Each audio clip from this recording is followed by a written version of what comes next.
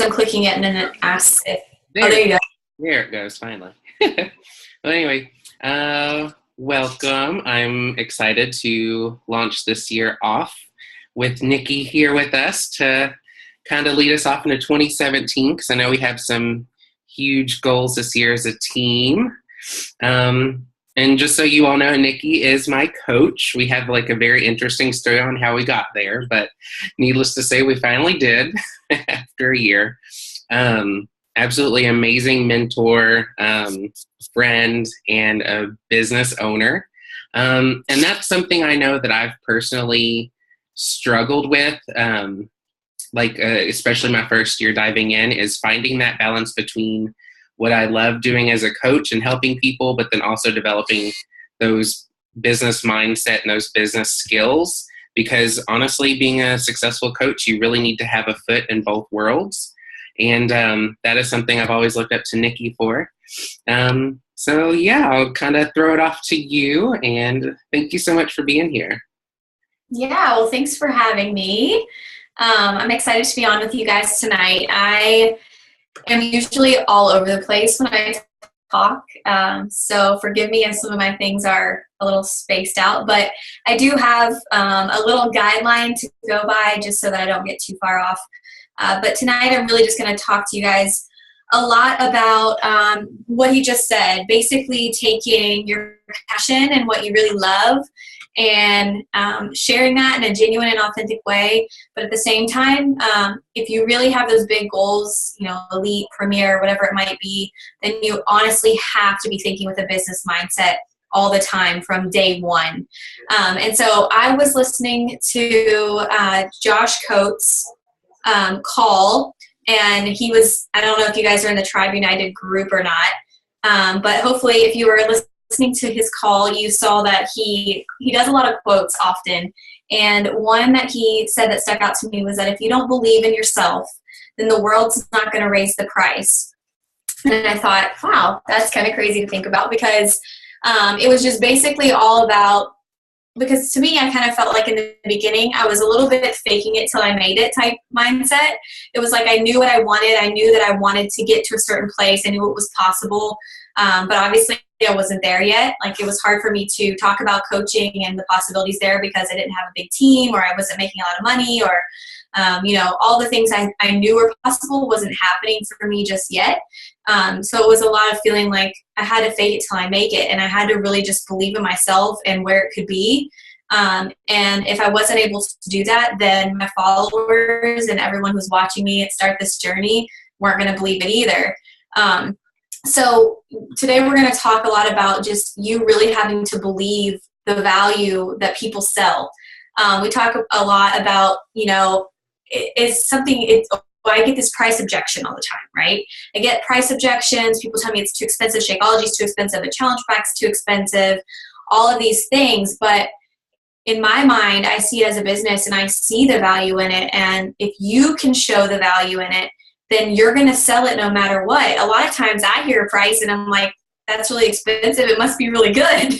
That's kind of my thought on it, because they're selling that to me. Like, I believe that that is worth that value because that's the price that they've put on it. And so you have to think of your business that way too. You have to think that I'm going to put this price or value in what I'm worth, what my business is worth, and I'm going to share that with the world, and I'm going to share it in a way that's, maybe whatever it is for you. If it's a six-figure business, I'm going to share it as though it's a six-figure business before it is. Or if it's an elite team, which I know Jason has talked to me about this year going forward, then you have to think with an elite team's mindset and the way elite coaches think before you are an elite team. So it really is just about believing in your business, believing that it is going to be an elite team, or it will be, that full-time income, whatever that why is, or whatever it is that's driving you, those big goals. Hopefully you are making a vision board if you haven't already for 2017. But it's one thing to write it down and, make your picture look very cute and very pretty and stick it on your desktop. But it's another thing to actually get down and do those nitty-gritty things that you have to do in the business. And that's something that we have to really we have to come back and say, okay, am I doing things I really need to do to grow my business, or am I doing the fun, cute things to grow my business right now? Like for me, I could spend all day on PicMonkey and making cute little graphics and figuring out like how my post looks best. But at the end of the day, that's not going to be what drives my business forward the most. It's going to be those things that I don't want to do, that I need to suck up and do. It's those frogs. If you've ever, read Eat That Frog, it's the frogs, the things that we don't want to do that have to be done in order for us to grow the business of our dreams. So how do we think in terms of a business owner while we're also showing that passion for what we do? And honestly, it should come naturally. It should come naturally in that you're sharing what you love and the energy comes through with that. Because you love it, the passion is going to come through. You're going to share it because for me, I was a challenger before I was a coach. I was sharing it already because I loved it and I was passionate about it. So that part came naturally. That part was already happening. But once I signed up as a coach, I had to think, okay, how do I use what maybe I feel like are my strengths to grow my business? And this is where I came into, I had a long talk with my family. You may not know my background, but I was a teacher, and then I, decided to stay home and came from a very anxious background. So I understand anxieties and depression to a certain extent.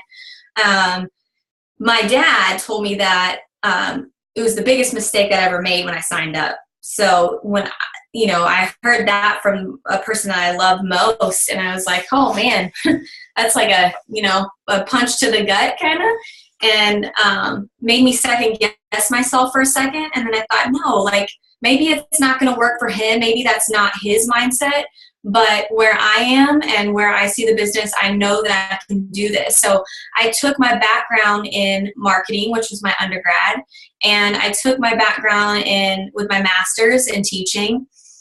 And believe it or not, I actually use those things all the time. Like I use my marketing degree to market myself and brand myself on social media every single day. And I use my teaching degree every single day. I just have a different audience. I'm not teaching to 9-year-olds that pick their nose and like cry because they miss their parents. It's people who want to build big businesses, and it's to customers who want to make changes and they want a life change, and I'm sharing with them the steps that worked for me. It wasn't about me being this professional nutritionist or personal trainer. It was about being able to share what worked and to teach that and duplicate that to other people. And so that's what I saw on the business side of things was I have to take this and I have to make it something that's duplicatable to other people, not something that's impossible to duplicate where people feel like they can't keep up or they would never be able to do that, especially people who have full-time jobs, because it has to be something that they can do in a short period of time while they're growing this business on the side, because they have other obligations that have to come first to pay the bills before they can build a business that pays the bills from home. So think about where your strengths are and where your strengths are now, maybe in your background with schooling or with work or whatever you feel like your strengths are, and how can you apply those with what we do now. It's actually a really creative job. It's a really fun job. And you can find different ways where you have strengths. I have plenty of weaknesses in the business too, but use your strengths and take those areas of weakness and use what other people have given you, because you really want to be working smarter and definitely not harder, especially when we have kids and full-time jobs and all those other things that we have to put in the line of priorities and all that sort of thing. So that part's going to come naturally, sharing it. And then I always tell people make your passion your paycheck. And you hear that a lot too. And if you take that naturally, that passion that you're sharing, the hope is that you can flip it to make that passion your paycheck. So we clearly have to love what we do to invest the time that we do into it. I think everybody knows that. Like you're on this call at 9:00 at night because you love what you're doing. It's not because you would rather be in bed or watching Bachelor on DVR or whatever it is. But that this, little piece, whether it's a 20-minute call or whatever, is hopefully going to help you spark something in your business to help you move forward, maybe take it and drive you, maybe for me, this is when I get creative. I sit down, like my kids are finally asleep, or at least one is, and for a while before they wake up in the middle of the night. And I just try to think, what am I going to do tomorrow? And so that's where my business switch kind of kicks in. I do a lot of things with passion throughout the day. I'm naturally working out. I'm going to share that. How can I make this video cute? Like all those little things that I'm passionate about and love. But at the end of the day, I sit down and I have a list. I literally take my phone, and I mean, this is a little off subject, but I just take my phone and I open up the notes section. And as I'm sitting there, maybe on the couch with my husband, or I'm in bed, I just brush my teeth and I think about something. And before, I know many times you guys are like, that's a great idea. You don't write it down, you don't think about it. And then the next day you're like, what was that one thing that was such a good idea? Like, I can't remember. And I have mom brain, so it's hard for me to like remember things 5 seconds after it happens. So I write it down in my phone. I literally pick up my phone, put it in my notes, and then I get up. I've been getting up at 5:30 every morning, and I get up and put it straight into my planner. And then I have a list of everything I'm going to work from. My brain doesn't have to function too well at 5:30 in the morning because I've already got my clear thoughts written down on paper, and I'm literally going through kind of like a power hour and checking everything off. And then that's when, the business kind of sets in, and I'm doing the messaging and all that sort of thing. So in order to truly understand loving what you do and finding that passion and business combination, I feel like you also have to understand failing. And that's a hard pill to swallow for a lot of people. And it's what will trip you up in this business quicker than anything else. It probably is easily, you could probably say it trips you up in a lot of things that you do in your life. But for me, it was like super afraid of failing was a big reason why I almost didn't sign up. So think about, what you're doing right now, the daily tasks. Maybe you're sitting down and you're doing like those cutesy things on your phone that don't really matter. And instead, don't do that. Instead, take your energy and pour it into the right funnel. Pour it into the funnels that are going to get you closer to your goals. And that was another thing on that first call with Josh Coates, was he was saying, how many of you guys, pick up your phone? That's cute. You guys are like scrolling social media and you call it work and like whatever, but are you really working? And I mean, that was a wake up call for me too, because there's plenty of times that I'm on my phone on the couch and my husband's like, you're on Facebook. I'm like, no, I'm working, but half the time I am wasting time and I'm not focused on the right things. So I need to take that energy and I have to pour it into the right funnel and kind of get myself back on that mind track. But as far as failing, you need to act as if it's impossible to fail. And as hard as that is, there was one quote, and my dad's a great guy. I don't want you guys to have the wrong picture of him with me saying like, he was like, he's just very blunt. He says what's on his mind. But one thing he's always said, and he got me the cutest little coffee mug. He knows I'm obsessed with coffee mugs. He got me a coffee mug that said, what would you attempt to do if you knew you could not fail? And he gave me that years ago, right when I first started coaching. It was right before I started coaching, and it was when I was going through a huge bout of anxiety and depression because of teaching. And it's hard to see past that when you're in that foggy period of your life where you feel like things aren't going to get better, or you're really afraid of failing and taking that next step or that leap of faith. And so I really repeated that a lot. What would you attempt to do if you knew you couldn't fail?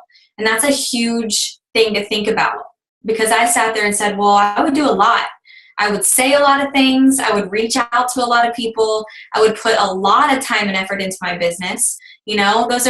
I would do a whole lot of things if I didn't think I was going to fail, because it'd be exciting to know what's going to come from it. And so I went into the business with a passion because I knew how life-changing the products alone already were.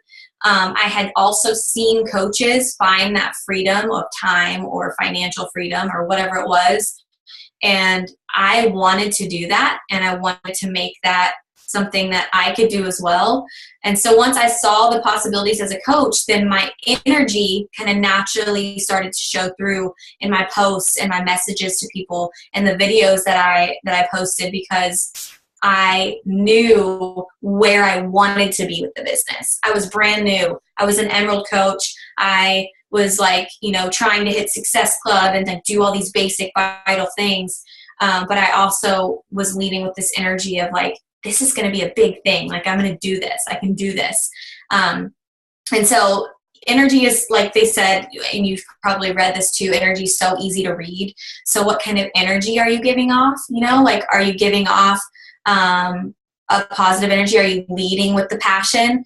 But always have that business in mind. Always have the business mindset, because if you don't, it's that fine line. It's like, I've built friendships and I've had like all these exciting things happen with my social media and all that stuff. And you could grow all that all day long.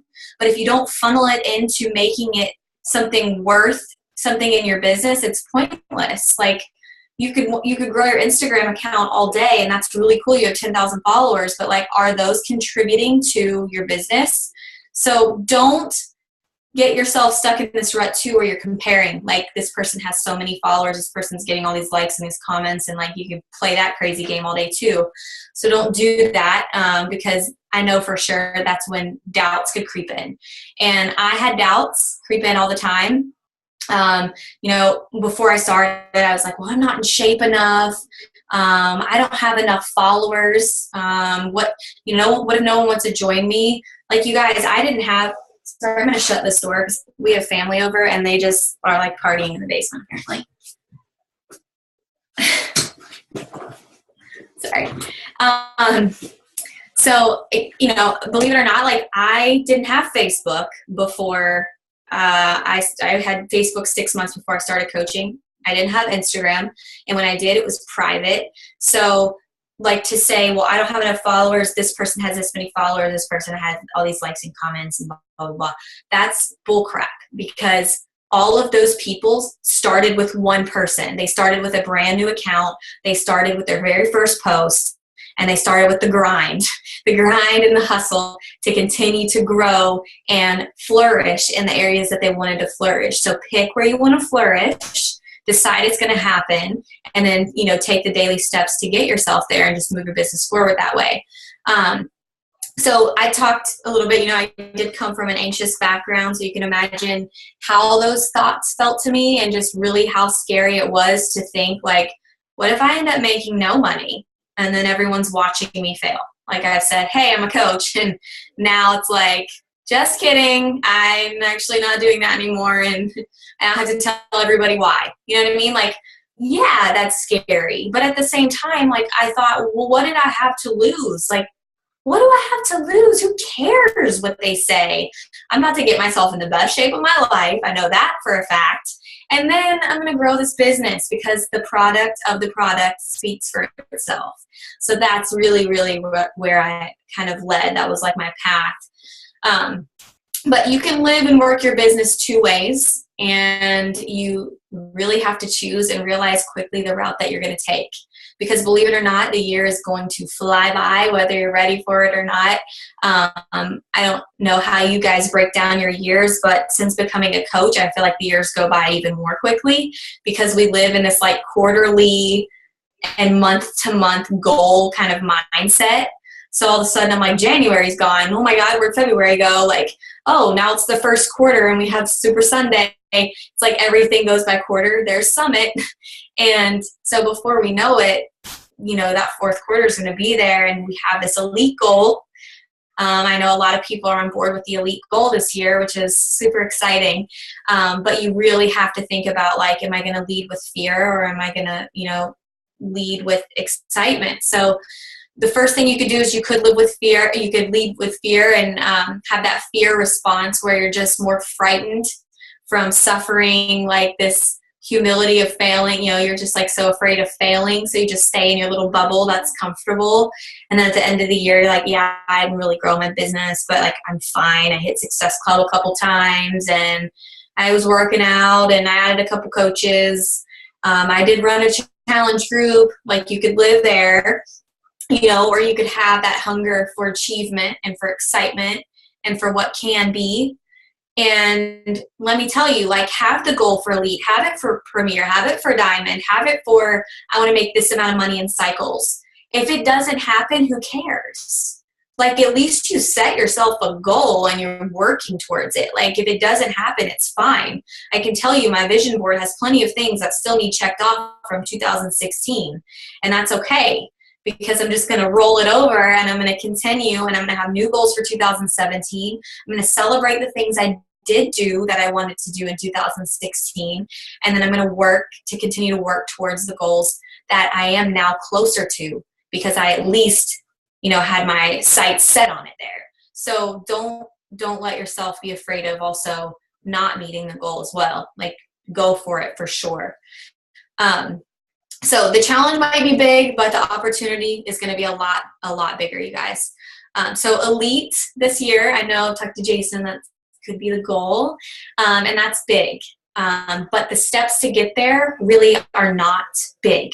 They're not big. They're more like baby steps, and it's just one foot in front of the other. It's literally, you guys, vital behaviors. Like, as silly as that sounds, 4 years into the business, vital behaviors go down in this house every single day, because those are the things that move your business forward.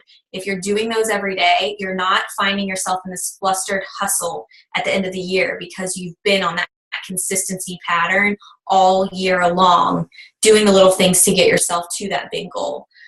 So stop playing around on your phone. Stop doing the mindless things that aren't necessarily worth it. And all of a sudden you're like, I'm spending too much time on this business with no return, because then you're doing too much. Like, you don't need to do that. You just need to figure out where you need to put your time and funnel that energy and put it right there. And that's it. That's where it goes.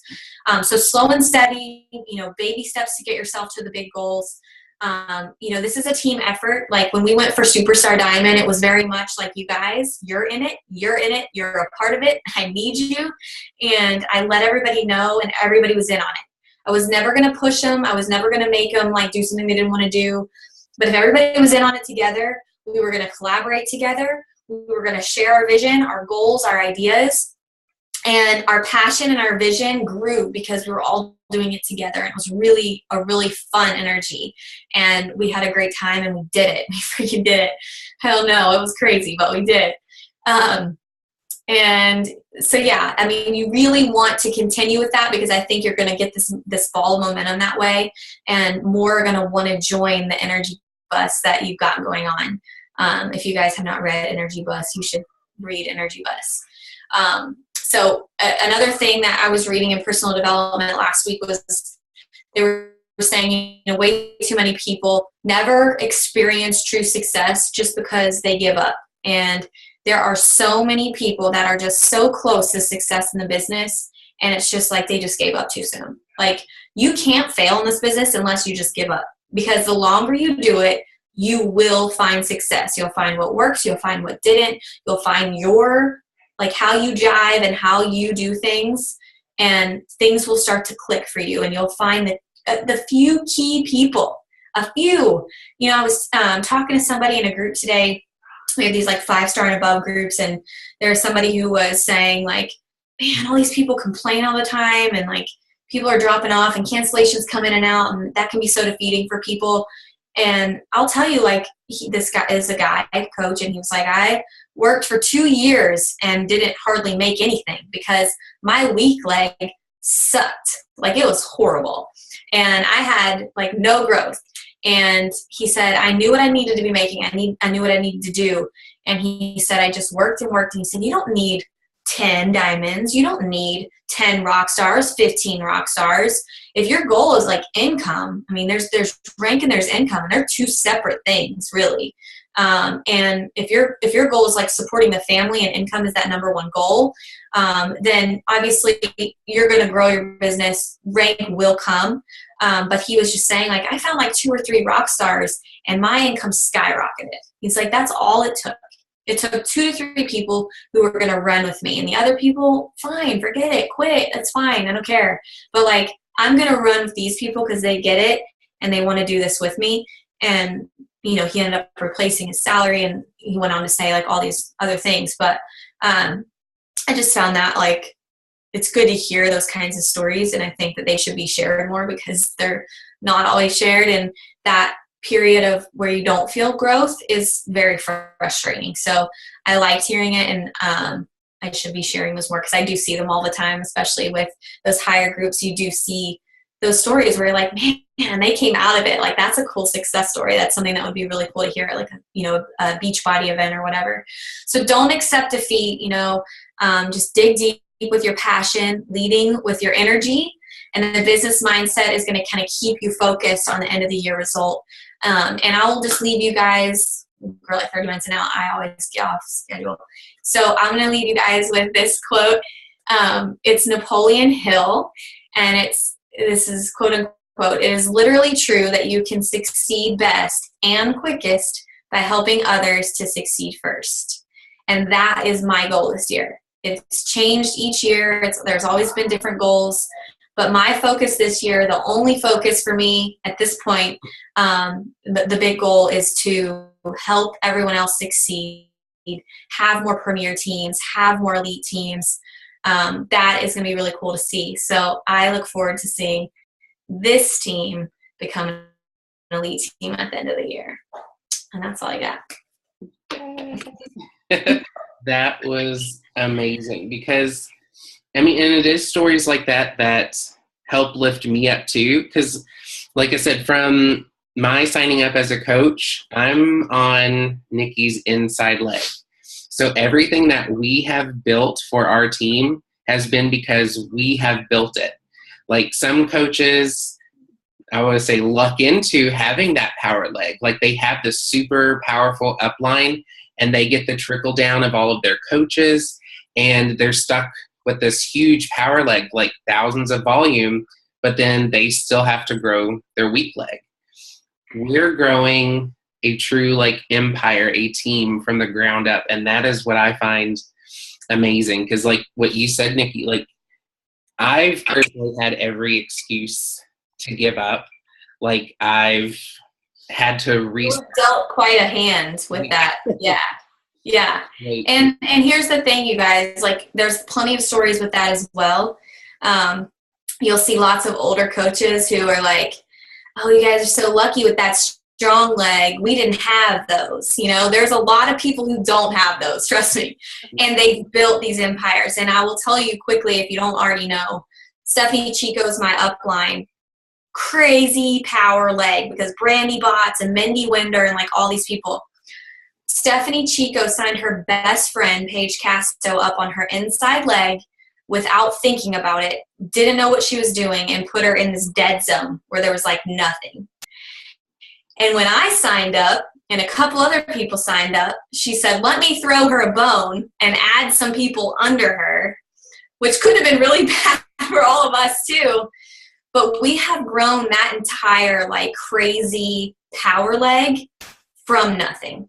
Mm-hmm. So the power legs can also come from nothing. They have to start somewhere, obviously. So a couple rock stars is all it takes. Yeah. And that is what's absolutely like mind blowing, because I know every single one of you all have expressed like huge goals. And that's what I know that we will definitely achieve. Like one of the things I kind of wrote down, and you kind of sparked me in like with your note taking. And I think it was, I can't remember who specifically at Summit, but she said what she does to kind of mastermind for the next day is she literally has, if you're a pen and paper person, notebooks in every single room of the house. And then as something pops in, just walk over to a notebook and write it down. And then at the end of the day before bed, grab all the notebooks, compile a master list, and that's your to-do list for tomorrow. I do take my planner a lot of places, but the phone is the easiest thing. Most people follow. That usually follows people from room to room. So it's really simple to just jot it down in the notes. You can even do voice messages to yourself, and then even send yourself a Facebook message. Like I've done that before. I can't forget to do this, so I'm going to send myself a Facebook message. Silly little things like that, and then I just gather everything. And I didn't have to. I could just look at it on my phone, but for whatever reason, I think that's the teacher in me too. Like, I love to have it written down and scribble through it as I do it. Yeah. I'm one of those people, like, I'm getting ready to work out, but let me write that I need to work out so I can mark it out. I don't know why. Like, it makes me feel more productive. It's so weird. I love that. And then I did want to open it up for Q&A, so feel free to unmute yourselves really quick. But I've actually been reading Miracle Morning. And actually, it's funny that you gave all those quotes today, because one of the last things that I read today, he was talking about having unwavering focus and how to create that. And the last quote of that chapter is, commit to your process without being emotionally attached to the results.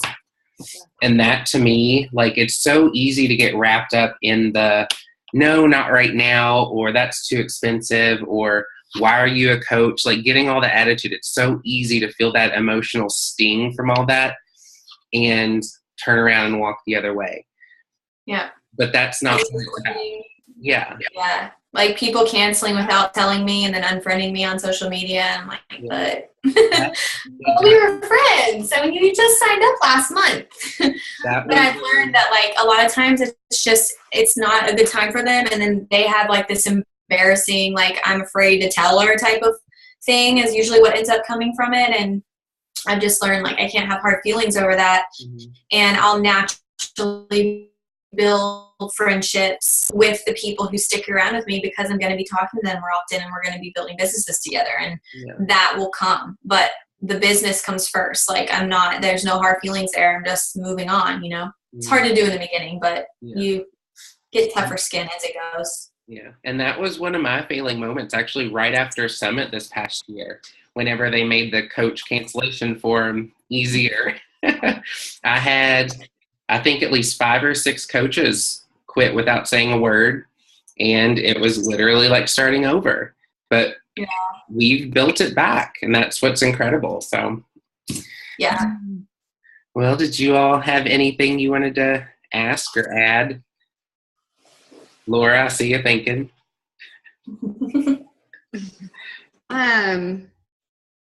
Oh, Lauren, were you gonna go? No, I'm good. Okay. Sorry. No, I guess my biggest hang up is, like, it's not necessarily, like, I don't know. I think it's just fearful, and it's not the rejection that I'm afraid of.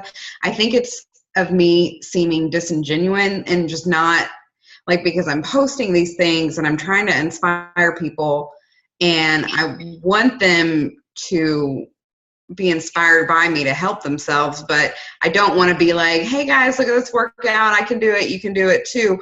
By the way, do you want to do it with my challenge group? Or, you know, yeah, but I think you're thinking of it the wrong way. Like, you should never be thinking that way anyway. You're posting literally because your hope is that, well, I saw someone post and it was really helpful for me. So I'm going to do that because, first of all, I do it because it holds me accountable. Like, I really love to do it, not just in a challenge group, but on social media, because I really feel like people are watching there and they want to see the after. And it's like, oh shit, posted the before. I really got to, you know, get things together and, like, do this. And that's where my accountability comes in. And then you literally stop focusing on them and only focus on you. Maybe stop even wording it in a way that you think that they're going to want to join you or whatever. And instead, just speak from your heart about your personal journey. Like, don't worry about, is this post going to have someone come and join my challenge group? Like, yeah, you'll sprinkle in a challenge group every once in a while, but the majority of your posts are literally just going to be you talking about your struggles and your successes day to day with your own journey. And then that's when I get the most people drawn to me, is when that attraction to you know, the coach that they choose comes when they do feel the genuine, from, you know, those genuine words. And so maybe it's just literally the way that you're thinking about it. Like, are they thinking it's genuine? Maybe what you're posting now isn't then, you know, maybe you do need to think about it and think, I need to reevaluate, like, I need to stop worrying about them and only post for me. And then because of that, my words are going to be authentic and mean more to not only them, but to myself. Yeah. You know, and never come from a place of like, do they feel like that's weird? Because I'm never thinking like that. Like, Okay. you never think like that. Just always be thinking, literally, like for me, I'm thinking after a workout, that either sucked or I did really good with that, or like this was hard to do today. And sometimes it takes me a while to think about what I'm going to post about. I normally don't think like, what am I going to post about? It's just like I'm going throughout the day and I'll say, that was really hard, but I did this. And then I'm like, I'm going to share that. And that's where the thought comes. It's not like, okay, what, like twiddling my thumbs, what is it going to be? Just got to throw something on social media. You know what I mean? Come from a place of more just like starting to think about like everything as you're going through your workout and your day. And then hopefully those posts start to come more easily and natural. Yeah, I like to overthink things. Yeah, that's part of it. Yeah. Oh. Don't. Yeah, I think one of my favorite pieces of advice, and I think it was Gary Vaynerchuk that said it, is to document, don't worry about creating. Because your journey will naturally happen, and it's in those small moments, kind of like the live video Mom and I did the other day. It's in those small, mundane, that you would typically overlook moments that you will find how coaching has influenced your life, or how your mindset has changed, or you've done one extra rep in this workout, or you've just done something new that you didn't do before. Or I know like I'm a morning workout person. I don't know how you and Mom and Sabra, I know you used to work out at 10:30 at night. Like, that's incredible to me because I don't have that willpower. So that is something to like talk about and motivate people that way. Yeah. I love that quote. Mm-hmm. That's what I was trying to say. Yeah. That quote. Got it. But I'm trying to think if there's anything else. Whenever it comes to personal messaging, how did you get over that initial fear or hurdle in just reaching out to people personally? Because I know posting is one thing, because you're like, oh, I can put it out there and people might see it. But personal connecting is where all the magic really happens. So how did you overcome that initial? I mean, and I tell people this all the time. I've been coaching for almost 4 years. So personal messaging has changed quite a bit from the time that I was reaching out, because there are several new MLM companies out there now. Like, it was not as big a thing. I think people saw success with Beachbody and coaches and thought, well, I could have success in MLM in general. And so there's like this huge boom in MLMs. So you're getting more messages from people all the time. So you can't message necessarily the way that I was my first 4 months in coaching, because everybody's heard it, you know, like everybody's heard that, or they've heard it like, okay, you're trying to sell me this or this or this or this. So for me, overcoming that fear early on was literally simply just deciding I had to do it, biting the bullet and pushing send. Now I know that some of my best coaches have come from those personal messages. They've come from my challenge groups. I have coaches who've lost over 100 pounds because they were challengers in challenge groups. Like, I lead knowing that those lives were changed. And so Stephanie reached out to me, and had she not reached out to me, I wouldn't be coaching. She reached out 4 times. So like, I know that private messages are where the magic happens. And so that to me is like kind of where my mindset goes, is like, I'm doing them a favor. Like, I'm sharing something really, really good. And that's really, really meaningful for me. And now that I've built this successful business, it's even more easy to talk about it, because you can say like, this, look what has happened. Like, this is crazy.